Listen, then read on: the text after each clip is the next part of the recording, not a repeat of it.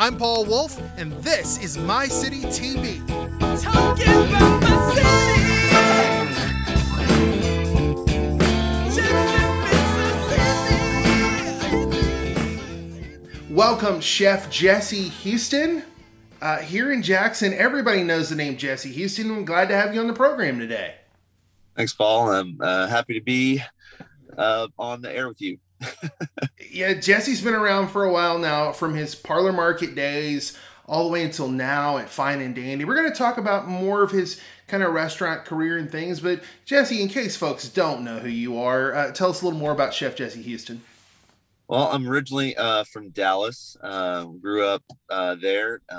Went to culinary school in Austin, and then I moved to Jackson because I met a guy named Craig Noon when I was working in a fine dining restaurant in Dallas. We would always talk about our goals, and his goal was to get back to Jackson and open his own restaurant. So I believed in him, and I said, sure, I've got, I'm kind of done with Dallas. Dallas is not really my scene anymore. So I need something new. And the first day I'd ever been to Mississippi was the day I moved to Jackson to open Parlor Market with Craig. So. Oh, wow. You just went in head first, huh? Yeah, I really, really did. You've been here for how long now, Jesse? Almost 11 years. Wow. How about that? It's great timing. It's a good time to be in Jackson too. Yeah. Yeah, it really is. There's a lot of cool things happening.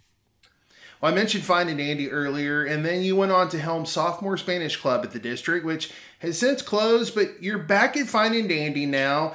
How's it been with the pandemic and adjusting the business model, and how's business? Business is actually really good. It's been steadily increasing.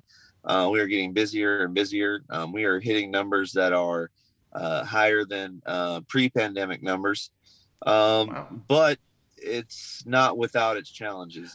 Everyone, it seems like nationally, is dealing with a labor crisis.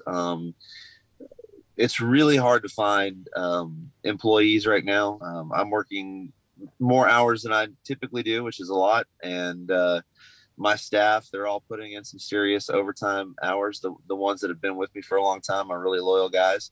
They're working really hard. But, it feels like it's only going to be sustainable for so long before, burnout happens across the board. And I think that's what a lot of restaurateurs and chefs are facing right now, not just in Jackson, but everywhere else. So. All of that to say, if you really want to work for a fantastic culinary enterprise, hit up Fine and Dandy. You might could get a job, right? Very likely.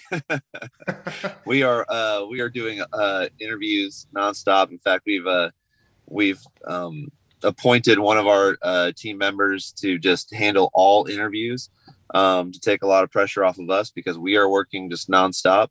So that allows us to get really high quality interviews and things like that going. A much better training program than ever before. So now's definitely the time. Well, we haven't mentioned the elephant in the room. You're currently sitting in a vehicle to do this interview, and there's a good reason for that. I want to talk with you more about Overland Chef. We'll do that with Chef Jesse Houston right after this.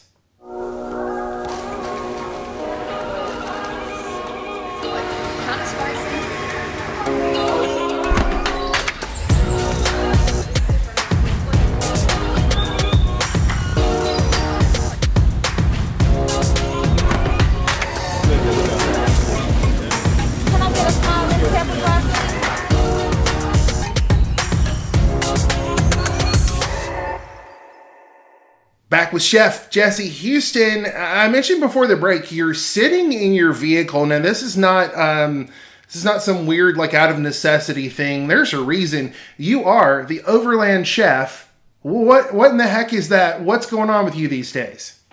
A couple of years ago, I decided to make a switch in vehicles. I have been driving little sports cars around Jackson, busting. I think in the last year, I think I blew 5 tires in a year. Oh, man.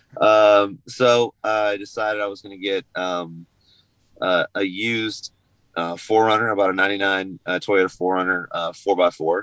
And I have literally been obsessed with it ever since. The goal behind it was that, I am constantly working in my restaurants, sort of like trapped between these four walls. And I feel like a lot of times I miss out on life outside of the restaurant. And so I thought it would be like this encouraging, motivating thing to get me outside, connect with nature.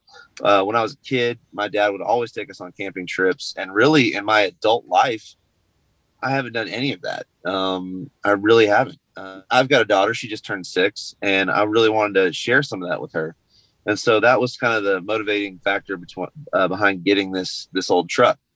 Now it's been a challenge. This old truck has had its fair share of issues, but I have invested in it out of necessity, and I've also upgraded it. And now at this point, I can travel. I can sort of live on top of it. I've got this rooftop tent that's sort of like a pop-up book. It expands and we'll sleep a couple of people. And I've got this mobile kitchen that I've been building that I can work out of, and I can cook over live fire. So I'm constantly experimenting with firewood and charcoals and grilling techniques, things like that. It's been a lot of fun. It's definitely been an obsession, focusing a lot of my creative energy on coming up with recipes and food based on overland and travel, open fire cooking, camp cooking, and things like that. So Traveling, cooking, and chronicling it all along the way on an Instagram account. What's the handle for the Overland Chef account? Overland Chef. Just like no that? Spaces or underscores, anything like that. It's Overland Chef. Yep. So when you're not traveling around, you're still exploring your adopted hometown. You've been here 11 years.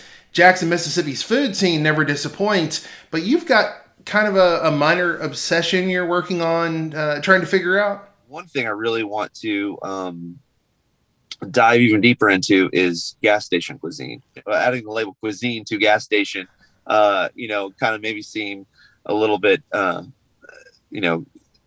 contrasting, but really it is its own style of food that I haven't seen really anywhere else. In Dallas, we had gas stations and we had basically roller hot dogs, and that was the thing. I love getting a gas station hot dog, but here we have barbecue, we have soul food. Of course, we have every kind of fried thing you can imagine. And for the most part, it's all home cooked. And everybody has their own, different flavor and seasoning to it. So that's been fun, exploring. My favorite in town is Jackson Ice. I think they have the best chicken on a stick that I've ever had anywhere. And I've tried several. I've even played around making my own, weird versions, but, classic chicken on a stick. And I don't know what they do to that breading, but it's just like perfectly seasoned, super golden. They've got vegetables on there and everything. And it's awesome. Okay, we want to collaborate with you on a post for sure and let everyone know where you find your favorite gas station food. That'll be a lot of fun. Yeah, that'd be awesome. I love that. So, Jesse, you've been here for 11 years in Jackson now, and you could be in other places. You've done some traveling and some guest chef spots in other states and in other countries even, but you choose to be in Jackson, Mississippi. What makes Jackson special? Why do you want to make Jackson a better place? Well, Jackson is special to me. Like I said, when I met Craig, he was Mr. Personality. He was loved by everybody. And without him, I definitely would never have felt as connected and as plugged in to Jackson. But he right away introduced me to all kinds of people. And pretty quickly, I made a very strong group of friends and a family here in Jackson. I was always going to see live music around town. And the thing I loved the most about Jackson was that sense of community. And everywhere I went, whether it was to the grocery store or anywhere, I would run into people I knew, which is something that's just not going to happen for you in Dallas. It's very hard to really feel like you're plugged in. So that's the thing I love the most about Jackson. And ever since I've been here, I've wanted to, bring what I know and what I do well and help, help grow, Jackson in terms of a culinary scene. And, I think I've definitely made, an imprint on it. But it's cool to see sort of another generation, take over. I think Hunter Evans is doing some really amazing things over at Elvy's. So it's cool to see sort of a new wave of restaurateurs and chefs kind of coming in and putting their stamp on things and their version of Jackson cuisine and things like that. So yeah, it's the people. It's always the people, right? It's always the people, right? Chef Jesse Houston, we will put links to Fine and Dandy and Overland Chef in the show notes. Thanks so much for being here today. Yeah, my pleasure, Paul. I really appreciate you inviting me on. That's the show. Check us out at JXN.MS and join us for another episode of My City TV. Talking about my city.